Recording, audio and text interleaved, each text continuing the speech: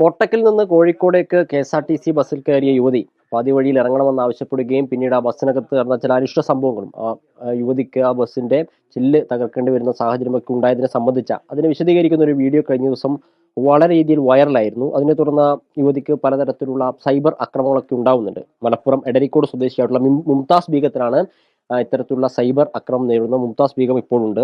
എന്തായിരുന്നു യഥാർത്ഥത്തിൽ അന്ന് സംഭവിച്ചത്?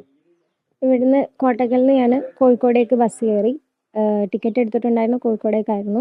അതിന് ശേഷം ഇടയ്ക്ക് വെച്ചിട്ട്, അതായത് മിംസിൻ്റെ അടുത്ത് എത്തുന്നതിൻ്റെ കുറച്ച് മുന്നേ ലുലുവിൻ്റെ അവിടെ നിർത്തി തരുമെന്ന് ഞാൻ ചോദിച്ചു. എനിക്ക് എമർജൻസി ആയിട്ട് ഇറങ്ങണം എന്ന് പറഞ്ഞു. നിർത്തി തരുമോ ചോദിച്ചു. പറ്റില്ലെന്ന് പറഞ്ഞു. എന്നാൽ മിംസിൻ്റെ അവിടെ, അതൊരു സ്റ്റോപ്പ്, ബസ് സ്റ്റോപ്പിലാണ് നിർത്താൻ പറഞ്ഞിട്ടുണ്ട്, അവിടെ നിർത്തി തരുമെന്ന് ചോദിച്ചു. പറ്റില്ലെന്ന് തന്നെ പറഞ്ഞു. ഒരുപാട് തവണ പറഞ്ഞിട്ടുണ്ടായിരുന്നു. അപ്പോൾ അവർ റിപ്പീറ്റഡ്ലി പറ്റില്ല എന്ന് തന്നെയാണ് പറഞ്ഞിട്ടുണ്ടായിരുന്നത്.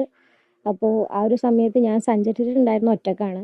എനിക്കുണ്ടായിരുന്ന എമർജൻസി ഞാൻ അവരുടെ അടുത്ത് വ്യക്തമാക്കിയിട്ടുണ്ടായിരുന്നില്ല. എനിക്കൊരു എമർജൻസി സിറ്റുവേഷൻ എന്നാണ് ഞാൻ പറഞ്ഞിട്ടുണ്ടായിരുന്നത്. അപ്പോൾ ആ സമയത്ത് ഒരു ടെൻഷനും പാനിക്കായിട്ടുള്ളൊരു ഇതും വന്ന സമയത്ത് പെട്ടെന്ന് ഇത് ബ്രേക്ക് ചെയ്യാന്നുള്ളൊരു ഇത് നമുക്ക് പെട്ടെന്ന് തോന്നിപ്പോയി. അങ്ങനെ ചെയ്തു പോയതാണ്. ചെയ്തതിൻ്റെ ശേഷം അവരിത് പോലീസ് സ്റ്റേഷനിൽ കൊണ്ടുപോയി.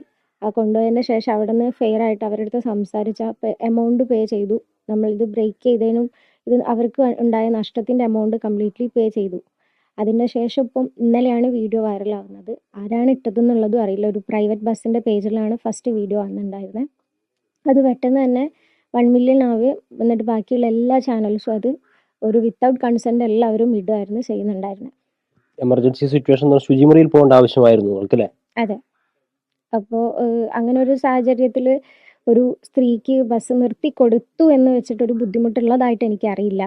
അവിടെ സ്റ്റോപ്പില്ലാത്ത ബസ്സാണ്, ഓക്കെ. ചെറുവണ്ണൂർ കഴിഞ്ഞിട്ട് കോഴിക്കോടാണ് സ്റ്റോപ്പ് എന്ന് അവർ പറഞ്ഞു.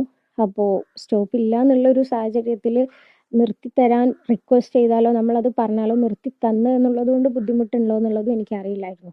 ആ സമയത്ത് നമ്മൾ ഈ ആവശ്യപ്പെടുന്ന സമയത്ത് കണ്ടക്ടറും ഡ്രൈവറും എന്തെങ്കിലും എങ്ങനെയായിരുന്നു അവരുടെ ഒരു പ്രതികരണം ഉണ്ടായിരുന്നത്? അവർ നിർത്തി തരില്ല എന്ന് തന്നെയാണ് പറഞ്ഞിട്ടുണ്ടായിരുന്നത്. ബസ്സിലുണ്ടായിരുന്ന യാത്രക്കാരോ?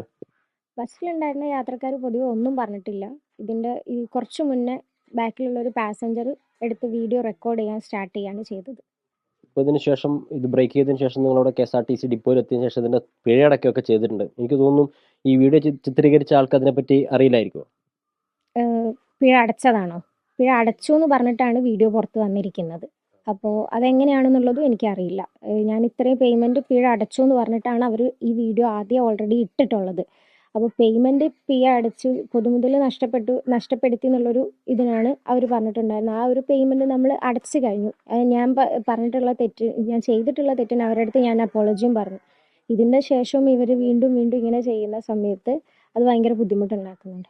വാഷ്റൂമിൽ പോകേണ്ട ആവശ്യമാണ് എന്ന് ഇവരോട് പറഞ്ഞിട്ടുണ്ടായിരുന്നില്ല? ഇല്ല, പറഞ്ഞിട്ടുണ്ടായിരുന്നില്ല. അവരുടെ അടുത്ത് ഞാനൊരു എമർജൻസി സിറ്റുവേഷൻ എന്നാണ് ഞാൻ പറഞ്ഞിട്ടുണ്ടായിരുന്നത്. വാഷ്റൂമിൽ പോകണം എന്നുള്ളത് ഞാൻ പറഞ്ഞിട്ടുണ്ടായിരുന്നില്ല. അതിനും ഒരുപാട് ട്രോളുകൾ കിട്ടിക്കൊണ്ടിരിക്കുന്നുണ്ട്. പിന്നെ ഈ ഇത്തരത്തിൽ ഈ വീഡിയോ പുറത്തു വന്നതിന് ശേഷം വ്യാപകമായിട്ടുള്ള സൈബർ ആക്രമണം നടക്കുന്നത് ഏത് രീതിയിലാണ് കമന്റുകളും കാര്യങ്ങളൊക്കെ വരുന്നത്? വളരെ ബാഡായിട്ടുള്ള രീതിയിലാണ് വരുന്നത്.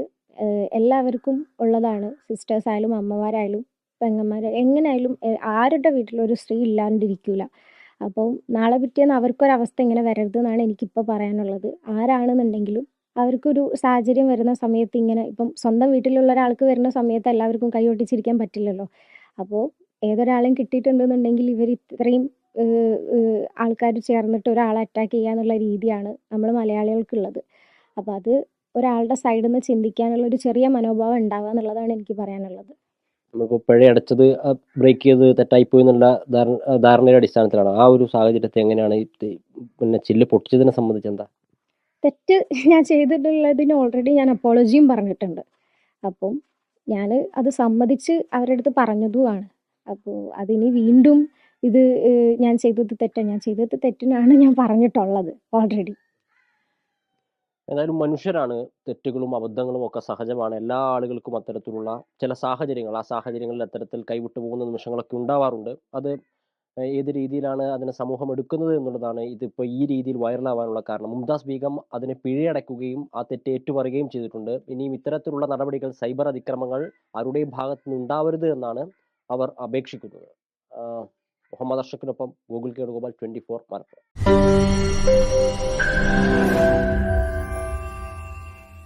ലോകത്തെവിടെയായാലും ഏത് സമയത്തും 24 വാർത്തകളും ഓഗ്മെന്റഡ് റിയാലിറ്റി പാക്കേജുകളും എക്സ്പ്ലെയിനറുകളും വിശദമായി കാണാൻ ഞങ്ങളുടെ യൂട്യൂബ് ചാനൽ നിങ്ങൾക്ക് സബ്സ്ക്രൈബ് ചെയ്യാം.